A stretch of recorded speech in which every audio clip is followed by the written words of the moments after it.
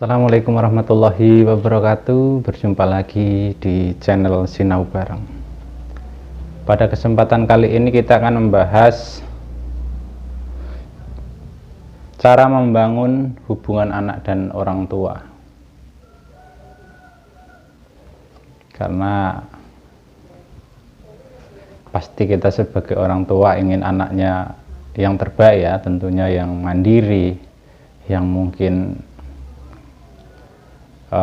taat kepada orang tuanya, kurang lebih kan seperti itu. Jadi yang pertama, luangkanlah waktu kita bersama anak.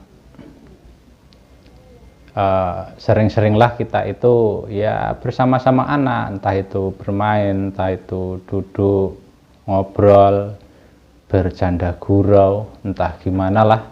Yang penting anak itu merasa nyaman sama kita sebagai orang tua. Kemudian sering-sering mendengarkan si anak bercerita. Kita itu ya sebagai orang tua itu harus sering mendengarkan anak bercerita, dan kita juga jangan sering menghakimi atau menyudutkan. Apabila anak bercerita, kita nggak usah menyudutkan, ya kita sebagai pendengar setia saja gitu. Sebagai orang tua itu kita menjadi pendengar setia. Kalau yang kiranya tidak benar ya kita benarkan, gitu saja. Jadi si anak itu tidak merasa sungkan, tidak merasa takut sama kita sebagai orang tua. Dan kita sebagai orang tua harus menerima emosi anak. Ya, anak marah-marah, anak gimana namanya mungkin mempunyai suatu keinginan atau mempunyai angan-angan. Bukan berarti kita sebagai orang tua harus melawan gitu ya. Itulah yang namanya kita harus bijaksana sebagai orang tua. Jadi ya kita terima, biarkan saja. Cuman kalau terlalu berlebih ya kita tegur, kita nasihati dengan baik. Kurang lebih seperti itu. Kemudian ajaklah anak mengerjakan pekerjaan kita atau pekerjaan rumah ya. Maksudnya biar tahu bahwa dia itu mempunyai tanggung jawab, yang harus membantu orang tuanya, atau biar tahu yang orang tuanya kerjakan rasanya itu seperti saat dia lagi membantu orang tuanya. Oh rupanya capek ya atau bu gitu. Oh, rupanya gini ya mencuci piring atau menyapu, kurang lebih seperti itu. Dan biar dia juga disiplin gitu loh untuk tugas-tugas dia sendiri. Jadi kita harus sering-sering melatih dia, melatih mereka, mengajarkan mereka untuk mengerjakan pekerjaan rumah. Ya membantu, tidak harus sepenuhnya anak yang mengerjakan, maksudnya membantu kita mengerjakan pekerjaan di rumah gitu. Dan sesekali diajak berlibur, karena mungkin dia jenuh dengan suasana di rumah atau di lingkungan, diajak berlibur supaya dia pikirannya terbuka, supaya dia pikirannya bisa berkembang luas. Di saat dia, ya pasti namanya anak, di saat dia tahu dunia luar, di saat dia tahu suasana yang beda, ya dia terus berpikir, oh bagus, rupanya seperti ini ya. Tuh. Jadi yang dia tahu nggak hanya di lingkungan saja. Dan usahakan di saat kita lagi bersama-sama, di saat kita lagi bercanda gurau, kita jangan main HP. Karena ya nanti namanya anak-anak ya. Kalau kita diamkan saja, kita asik main HP, anak itu akan bosan gitu. Anak itu ya malas. Nggak beda kita orang tua.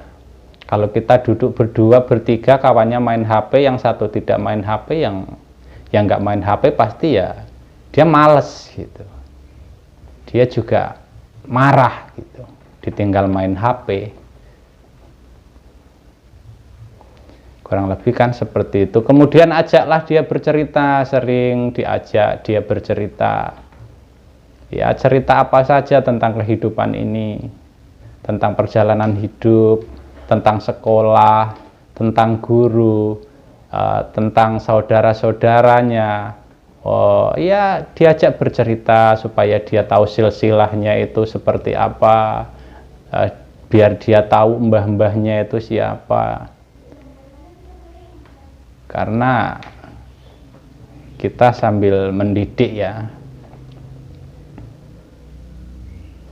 Dan sering-seringlah memberi sentuhan kepada si anak. Ya, misalnya kita entah itu baru selesai sholat, entah itu mau berangkat sekolah, ya sering-sering kita cium, kita belai rambutnya. Ya, namanya juga anak. Jadi anak itu nanti akan tahu gitu kalau orang tuanya itu benar-benar sayang sama anaknya gitu. Dan anak itu pun nanti akan taat kepada orang tuanya karena di dalam hati dia, di dalam pikirannya dia bahwa anaknya, orang tuanya itu sayang gitu loh kepada mereka. Disering-seringlah kita kasih sentuhan, kita belai, kita cium, karena kita sebagai orang tua ya kan. Dan berbicaralah dengan nada yang rendah. Kita kalau berbicara dengan anak harus berbicara dengan nada yang rendah.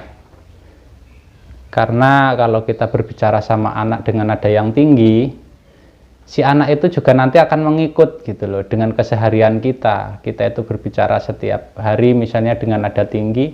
Jadi jangan kaget kita kalau anak kita berbicara dengan nada yang tinggi karena ya mengikuti kita, orang dia setiap hari sama kita.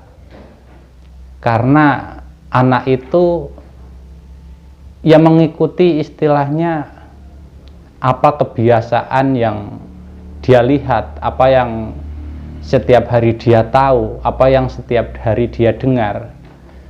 Jadi ya pasti tanpa kita sadari perilaku kita, pembicaraan kita, gaya kita ya diikuti sama anak. Mungkin kurang lebih seperti itu. Apabila video ini bermanfaat, silahkan subscribe, silahkan like, silahkan komen, serta pencet tombol lonceng notifikasinya. Jangan lupa beri saya kritik dan saran. Cukup sekian dari saya. Assalamualaikum warahmatullahi wabarakatuh, dan tetap semangat.